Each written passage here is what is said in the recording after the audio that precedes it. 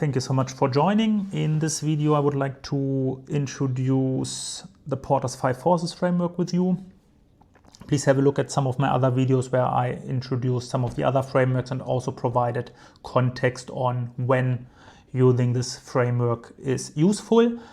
Quite a traditional framework, so bear in mind that especially with some of those new companies, new industries, that there may be a few limitations because new companies, they do not work in the same fashion as some of the more traditional companies and have a different business model. So bear in mind what you can use with this framework. But yeah, let's get started. So in general, this framework talks about competition, dynamics of the industry, the rivalry among existing competitors, and it's actually driven by a few characteristics. So if you go into the core of this model, it really talks about rivalry among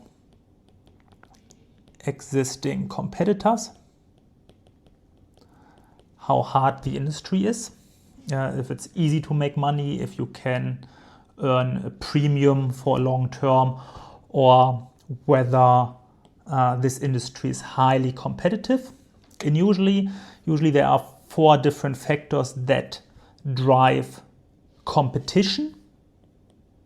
The first one is threat of substitute products. This is number of substitute products available in the market, buyer propensity to substitute, relative price performance. So if you are Coca-Cola and you have other companies out there such as Pepsi and other drinks, then there is a big threat of substitute products. A customer can decide not to choose Coca-Cola but to choose another drink. So the more substitute products you have, and also depending on their price structure and how those products are offered, the higher the competition. If there are no substitute products and your company produces the only product in the market, then you are in a really great position. So look at what other companies produce and what are some of the substitute products are. The second driver is bargaining power of suppliers. And here think about how dependent is the company on the suppliers. Is there only one supplier available, or are there many suppliers? There's only one supplier available and the supplier actually supplies to many different companies. Then the bargaining power of this supplier is quite big and the supplier can say, yeah, to you we are not supplying. It's especially in the ship market where all the big companies rely on one ship manufacturer from Taiwan. The bargaining power is quite big. If you think about Apple, potentially not, because Apple uses different suppliers for parts and has potentially a very strong bargaining power over the suppliers. So here think about how strong the suppliers are and who has more power over the relationship, because this in the end will affect pricing and will affect margin. So here number and size of suppliers, uniqueness of each supplier's product, and so on. Then what we have is the next one is threat of new entrants. Is it hard for new players to enter into the market? Are the barriers to entry high? Brand loyalty, capital requirements. If you look at the banking sector, it's quite difficult to just open a bank. You need a lot of licenses. The regulations are quite tight, very capital intense. So here the threat of new entrants is potentially quite high.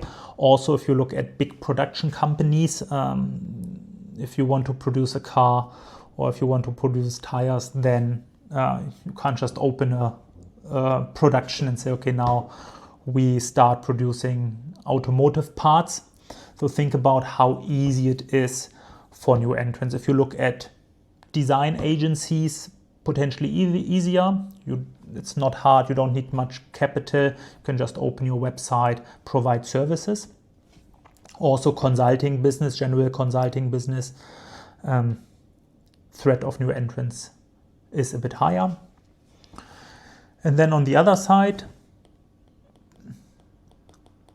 bargaining power of buyers or customers. Here again, what are the switching costs? Apple does it quite well. They don't only provide phones, but also the entire software.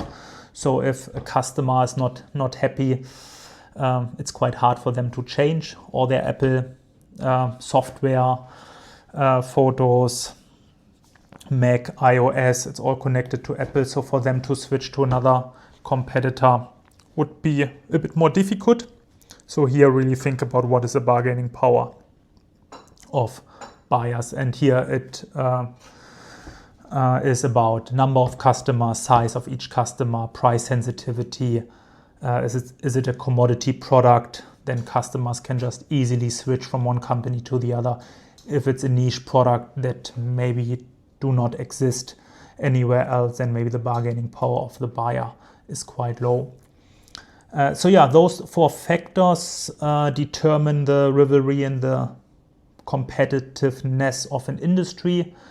And again, it is really about, and then if we look at, last point, if we look at the competition, then it is about number of competitors, diversity of competitors, industry concentration, brand loyalty, and so on.